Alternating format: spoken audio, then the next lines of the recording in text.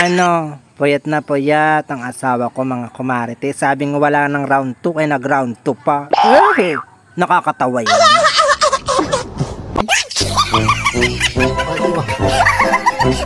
Sorry. Ngayong umaga ay samahan ninyo si Kumarites magluto at maggayak ng babaunin ng kanyang master. O baka yung mga inggiterang chismosa diyan ay may inggit na naman at si Kumarites ay may pinagagayak na asawa ni.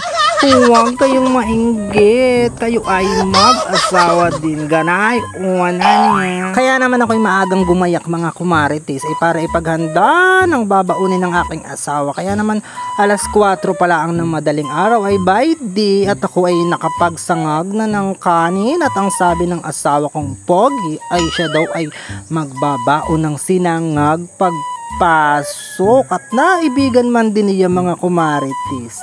Uy, di ako'y nakapagsangag na agad at hindi ko na ipinakita sa inyo ang pagsasangag ko, honey. At baka naman sabihin naman ng iba diyan ay pinakikita ko pa lahat ang istorya ng aking buhay. At by di ang sinangag mga Kumarites, honey. Tapos ay ayan mga Kumarites, ipapakita ko din sa inyo ang ulam na dala ng aking master by di manok na ewan kung saan baga nang galing yan. Galing lang sa pistahan kahapon. Kaya naman mga Kumarites, nung matapos ko nang igayak yung aking mga pababaong pagkain sa asawa ko ay maliwanag, nakita naman ninyo diyan sa bintanahan ni mga Kumarites, ay di pinagayak ko na din yung asawa ko ng kanyang bibihisin sa pagpasok at saka ko na siya gigisingin mga Kumarites pag nakagayak na ang lahat. Aba, ay pagod na pagod man din ang asawa natin sa pagtatrabaho, tapos sila pa ang pag-iintindihin natin ng mga baon at saka ng mga damit na susuotin at maawa naman kayo sa mga asawa ninyo. Ito ang brief at boxer ng asawa ko, nakita na pati ninyo, honey.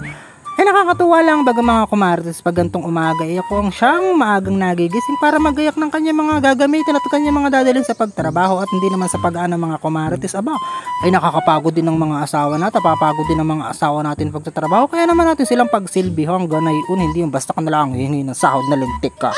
Kaya naman alas 5 na ng madaling araw mga Kumarites, maliwanag na, by di ginising ko ng asawa ko at 5:30 ng umaga mga Kumarites ay ginigising ko na at nilalambing ko bago gumising at ganahan naman sa pagtatrabaho. Sabi ko, katana, bumangon ka na diyo, huwag ka ng pabebe pat, nakagayak na kako yung mga babaunin mong pagkain at ikaw pati mag-almusal na. Talaga namang nilalanding maigi ang asawa bago pagisingin. Ganyan talaga kami mga Kumarites, honey. Tapos kami nga ay ano pa diyan, minsan nagkukulitan at by di man din ang asawa ko. Tingnan nyo naman at puyat na puyat, honey. Aba, at by di mga Kumarites at pinagtimpla ko na nga ng kape at na makapagkape na. Aba, ay kaya naman kayo, pagtimpla nyo ng kape pagkatapos gisingin mga Kumarites at nang gana-ganahan naman o tikman muna bago ipatigmet baka walang lasa. Tapos bayan mga Kumarites, tingnan naman ninyo ang aking asawa at puyat na puyat. Aba ay talaga namang. At pare ko inaantok pa, ay alas 5 yung medya ng madaling araw ay ganyan kami. Gawa ng siya nga ay pagigisingin mo kailangan nakagayak na ang kape at magkakape na iyan. Sabi ko magkape na, bumangon na, gumising na at gisingin ang katawang lupa at mamaya maliligo na. Abay, pag hindi mo naman ginising magagalit sa akin pag hindi mo ginising at ba't sabihin hindi siya ginising na maaga. Bayan, tulog pa'y nagkakape na linto.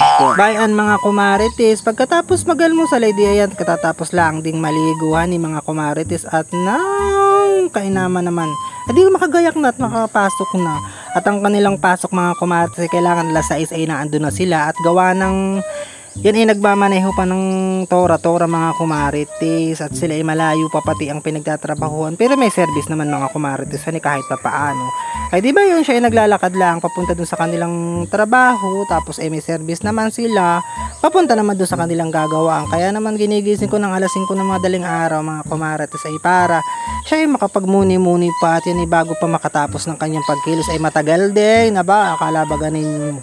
O ay di ayan mga Kumarites, kita naman ninyo Tingnan mo naman ang asawa ko mga kumarites. Ano yan, ang gwapo. Ano yan, ang sarap pati. Kaya naman kanalintik ka. Bago pati mga pumasok yan mga kumarites ay nagpapatirintas pa ng kanyang buntot. Aba, at mahaba na rin ang kanyang buntot. Ay bari ko 4 na taon na din mga kumarites yan. Mag-4 na taon na yung buntot na yan. Iyan. Simula nung kami nagsama mga kumarites ay bayan. Nagpahaba ng buntot ay mahaba na rin ang kanyang buntot.